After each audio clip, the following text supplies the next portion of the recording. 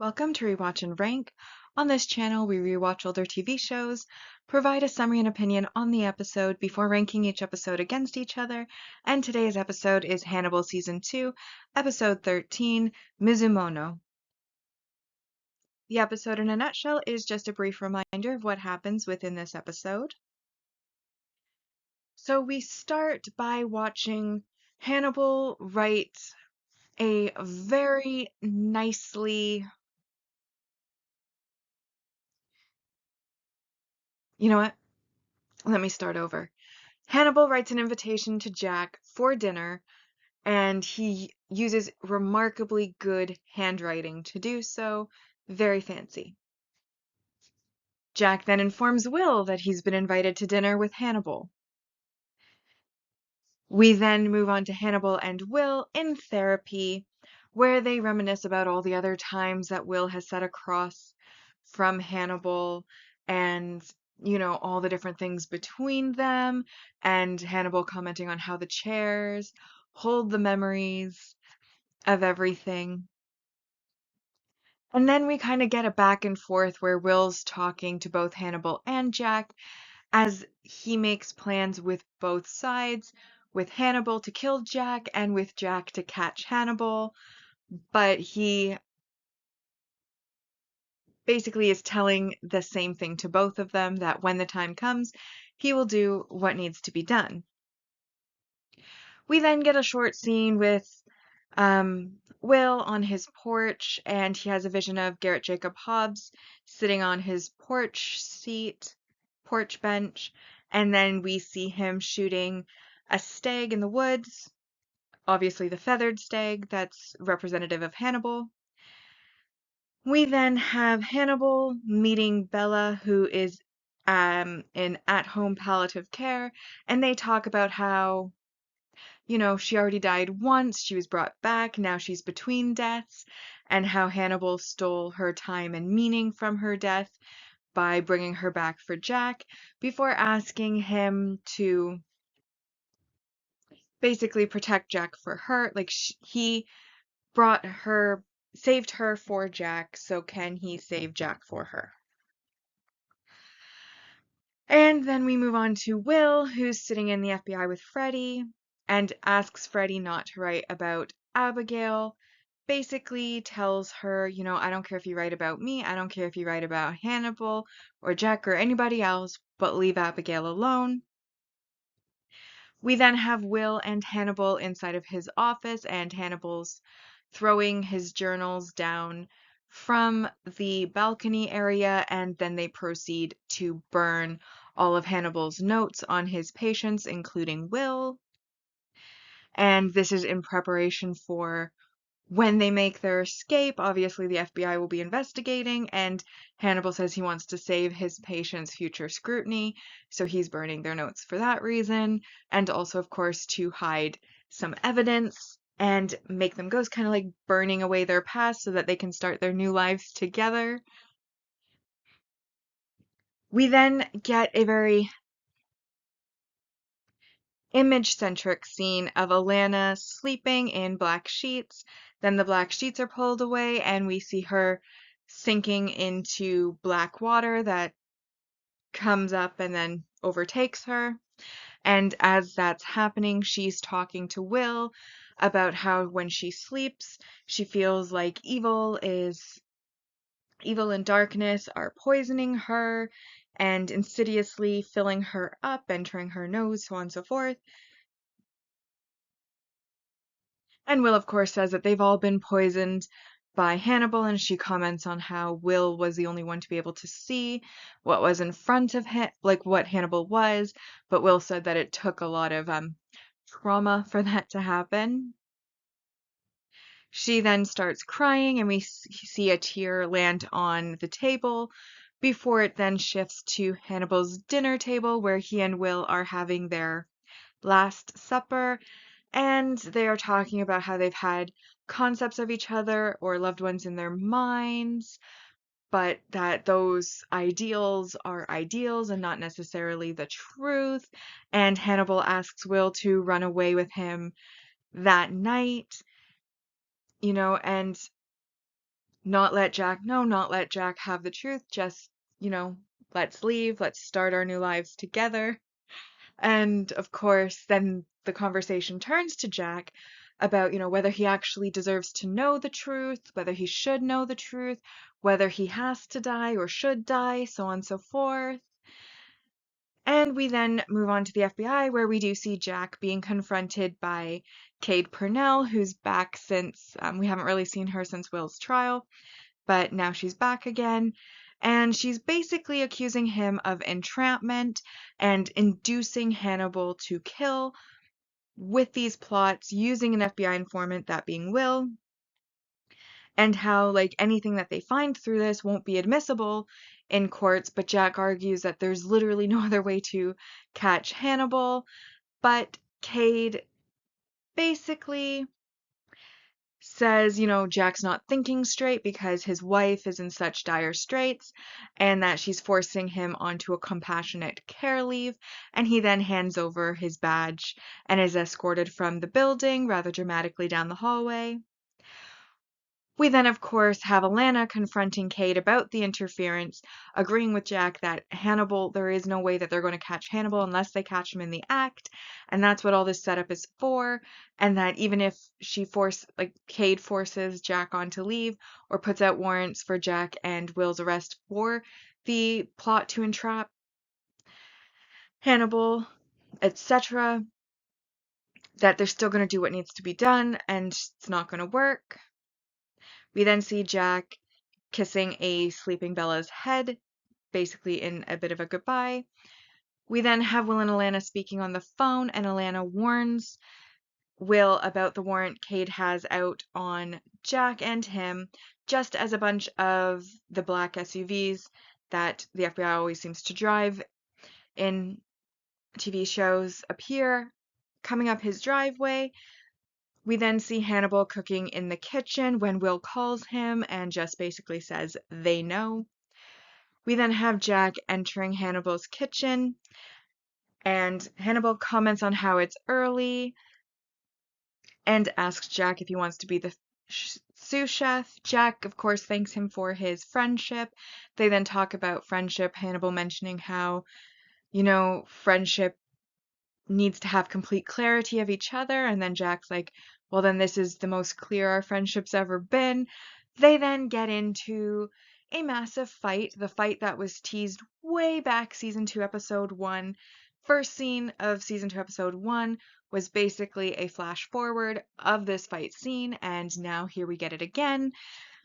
And this time, after they're fighting, of course, Hannibal manages to stick a piece of glass in Jack's neck, who then retreats into the pantry. And as Hannibal is trying to get into the pantry, we have Alana coming in, and she's outside calling to report hearing gunshots, and then enters the house gun drawn. She finds Hannibal trying to get into the pantry, and he, because of their relationship, gives her the option to leave. He tells her, you can stay blind, don't be courageous. If you're courageous, I'm going to kill you. And Abigail then pulls the trigger. You can hear it clicking. However, the gun is empty, and he tells her that he's taken her bullets. She then runs upstairs and reloads her gun, shooting at the closed door. But then when she turns, she sees Abigail, and Abigail apologizes to her before pushing her out of the window. And she then, of course, lands on the sidewalk amid glass and the rain falling. And that is when Will arrives and gets out of a cab, and he sees Alana on the sidewalk, and she tells him that Jack is inside, telling him to go. So Will does in fact enter, and then as he enters the kitchen, he sees Abigail, who says that she didn't know what to do, so she just did what he told her, implying, of course, Hannibal is the one who told her what to do. And then Will turns around and sees Hannibal behind him and tells him that he was supposed to leave, but is told by Hannibal that they couldn't leave without him. Hannibal then kind of caresses his face before he guts Will, and then pulls him into a hug, saying how, the teacup did shatter and it did come back together, and how they had both wanted to surprise each other. He had wanted to surprise Will with Abigail still being alive as they ran away together to start their new lives as a family. And Will had obviously wanted to surprise him by double crossing him. And of course, then Hannibal goes on to say how he had let Will see him and given him that rare gift, but that Will didn't want it. And Will then goes, "Didn't I?" And basically they go back and forth, but ultimately Hannibal says that he forgives Will before asking Will if he'll forgive him. He then calls Abigail over and she decides to just go over to him, and then she gets her throat slit for the trouble, basically mimicking her what her father did to her in the first season, first episode. So a lot of flashbacks to the first episodes of seasons in this one. Um, then of course Hannibal leaves while Will tries to stop the bleeding on Abigail's neck. Hannibal then, when he gets outside, he basically like puts his face up to the rain as it falls down onto him before he pulls on a jacket and walks down the street, as we see the reflections of some flashing lights because of course Alana had said she heard gunshots. Then we see Jack in the pantry while he's bleeding out with the glass in his neck, trying to put pressure on his neck, calling Bella. And then Will, where he's lying, also bleeding. Oh my God, there's so much blood in this scene. Will then kind of looks across the kitchen and watches as his vision of the stag dies and stops breathing after panting. And then we get like the credits, but the credits are like this big, nice blue sky. Then we see a French flight attendant walking down the aisle offering water, orange juice, or champagne. And we see Hannibal accepting champagne while on the flight, and in the seat next to him is Bedelia. So now that we've been reminded about what happened in the episode, it's now time to rank this episode. As always, we'll be ranking on our mostly objective ranking using set values, followed by the personal ranking, which uses entertainment value and opinion. So starting off, we have our mostly objective rank values highlighted on the chart. And we have our multi-season supporting character developments. So first, of course, we have Jack, who is forced on a leave. Then Jack gets glass in his neck and gets in this huge fight with Hannibal, and we don't know his fate at the end of this episode. We have Alana being pushed out of a window by Abigail. And then we, of course, have Abigail pushing Alana out a window and Abigail getting her throat slit again and unfortunately dying from it this time because, as we've established, Will is very bad at putting pressure. Then we have our multi-season main character developments, which of course is that Hannibal has the fight with Jack, basically fights Jack, gets Will, runs off to parts unknown at this point with Bedelia. And then we have Will getting gutted by Hannibal and failing to save Abigail or do much of anything really other than get gutted when he arrives at the scene. Of course, there was one negative, and that, of course, is his negative messaging or behavior. And honestly, there was a lot of it, but it was all kind of, mostly, everyone's kind of attacking each other, fighting with each other, so on and so forth. And then also, Will two-timing his plans, plotting with Jack against Hannibal, plotting with Hannibal against Jack, and ultimately losing out. So I just kind of encapsulated all of the negative messaging and behavior that was in those final scenes as 1 minus 2. But obviously, this doesn't change the score. There's a ton of points here, and that is why it is a 10 out of 10 episode, as a season finale deserves. So now we come to our definitive season 2 rankings, as we have now officially watched each of the episodes within season 2. And so our mostly objective ranking, a quick reminder before we begin that with the mostly objective ranking, when more than one episode has the same score, we just rank in episode order.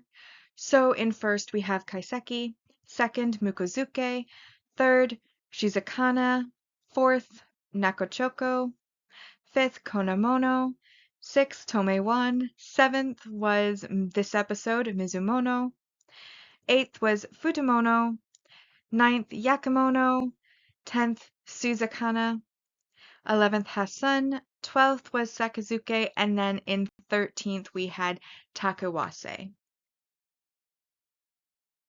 So now we come to the personal ranking. And I did like this episode particularly for the imagery, because I've mentioned on several other occasions, like in other episodes, that one of my favorite things about this series in particular is the imagery. And while I don't think it's been entirely absent in recent episodes, it was a lot less prominent, I feel, in more recent episodes. So I did like how this episode really brought it back.